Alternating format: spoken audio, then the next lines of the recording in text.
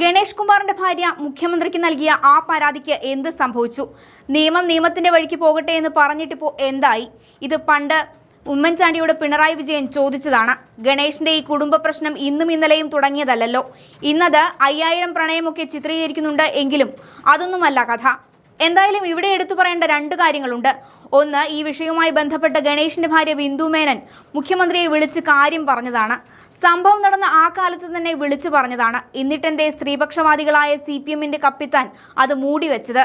പോട്ടെ, ഈ പറയുന്ന വീണ വിജയൻ മന്ത്രി റിയാസിന്റെ ഭാര്യ കൂടിയാണ്. സത്യത്തിൽ മുഖ്യനടക്കം 2 മന്ത്രിമാർക്ക് ഗണേഷിന്റെ ഈ കൊള്ളരുതായ്മ അറിയാമെന്നിട്ടും അവർ മറച്ചുവെച്ചു.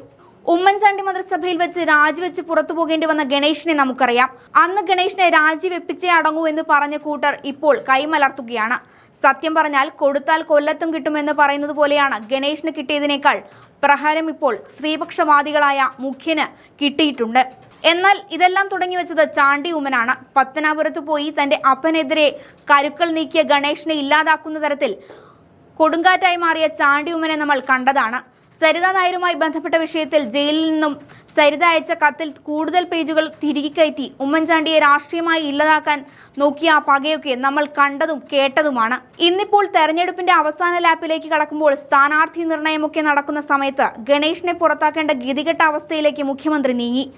പണ്ട് ഹേമ കമ്മിറ്റി റിപ്പോർട്ട് മുക്കി മുകേഷിനെ വീണ്ടും MLA ആക്കിയതുപോലെ ഈ വിഷയവും മുക്കി ഗണേഷിനെ വീണ്ടും മത്സരിപ്പിക്കാനുള്ള നീക്കത്തിലായിരുന്നു സ്ത്രീപക്ഷവാദിയായ കപ്പിത്താൻ.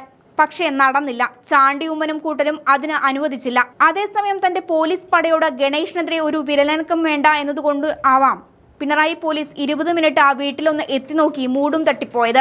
ഇന്നിപ്പോൾ ഈ കാക്കിപ്പട പറയുന്നത് ഗതാഗത മന്ത്രി KB ഗണേഷ് കുമാറിനെതിരായ ആരോപണത്തിൽ ന്യായീകരിക്കുകയാണ് പോലീസ്. വീട്ടിലെത്തിയിട്ടും ഇടപെടാതിരുന്നത് കുടുംബ പ്രശ്നമായതിനാലെന്നാണ് പോലീസ് വ്യക്തമാക്കുന്നത്. കൊല്ലം റൂറൽ SP DGPക്ക് നൽകിയ റിപ്പോർട്ടിലാണ് ന്യായീകരണം. മന്ത്രിയുടെ വീട്ടിലെത്തിയ പോലീസ് കാഴ്ചക്കാരായി മടങ്ങിയെന്ന ആക്ഷേപം ശക്തമായതിന് പിന്നാലെയാണ് വിശദീകരണം തേടിയത്. പോലീസ് ആസ്ഥാനത്തെ കൺട്രോൾ റൂമിലാണ് മന്ത്രിയുടെ ഭാര്യ ബിന്ദു മേനോന്റെ വിളിയെത്തിയത്. ഉടൻ തന്നെ വാളകം 8 പോസ്റ്റിൽ നിന്നുള്ള പോലീസും പിങ്ക് പോലീസും വീട്ടിലെത്തി. കുടുംബ പ്രശ്നമാണെന്ന് മന്ത്രിയുടെ ഭാര്യ ഉൾപ്പെടെ പറഞ്ഞു. ഇതോടെ 20 മിനിറ്റോളം അവിടെ നിന്ന ശേഷം മടങ്ങിയെന്നാണ് റിപ്പോർട്ട്.